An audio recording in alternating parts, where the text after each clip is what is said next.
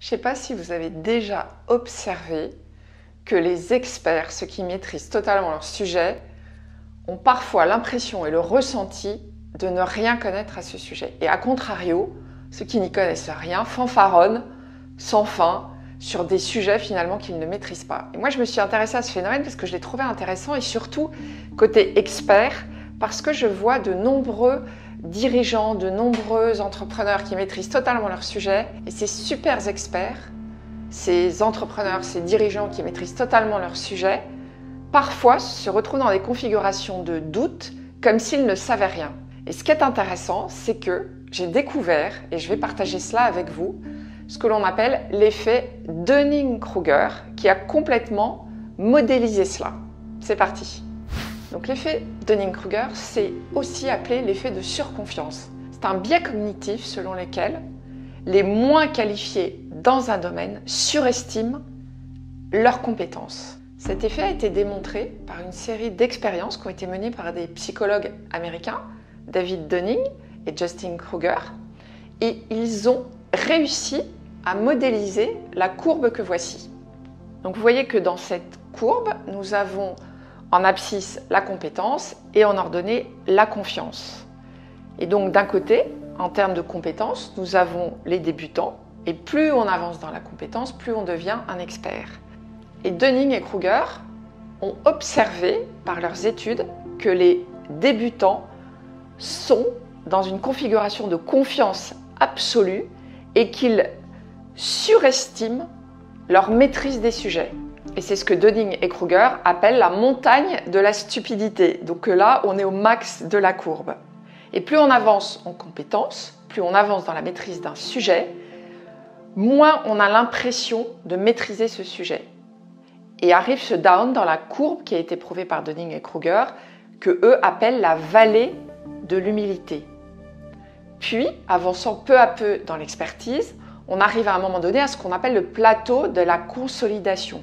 C'est-à-dire qu'on peut puiser dans une véritable connaissance densifiée de l'expert.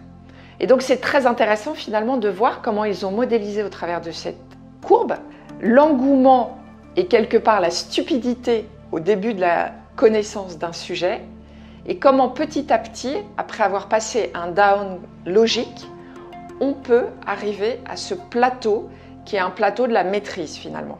Et ce qui m'intéresse le plus finalement au-delà de cette courbe, c'est le corollaire de cette étude, c'est-à-dire que les experts, ceux qui maîtrisent le mieux leur sujet, ont tendance à sous-estimer leurs connaissances et à penser que ce qui est simple pour eux l'est aussi pour les autres.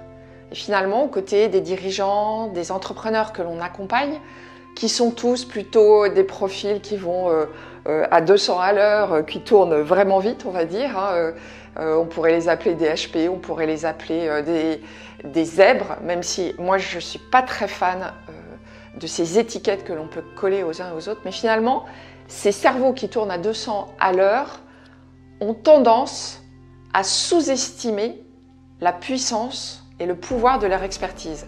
Et je crois que c'est intéressant de le poser et de le modéliser avec cette expérience et ces études scientifiques pour contribuer à la prise de conscience que lorsque l'on a une connaissance profonde sur un sujet, il est important de retenir le gap entre l'endroit où l'on est, nous, en tant qu'experts, et l'endroit où se situe la plupart des individus, voire nos clients, sur ce sujet.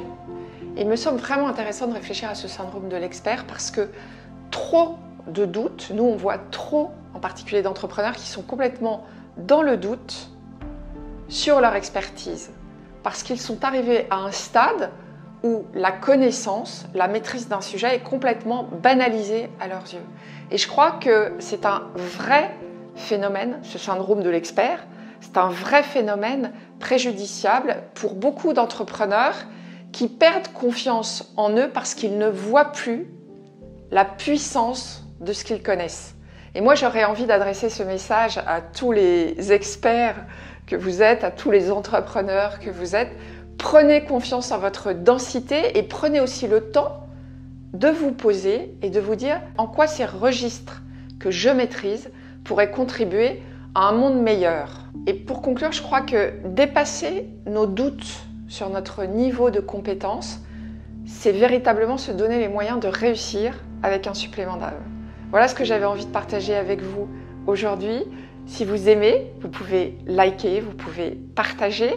Pensez à vous abonner à notre chaîne et puis n'oubliez pas de cliquer sur la petite cloche pour être notifié de toutes les nouvelles vidéos. Je vous dis à très vite, bye bye.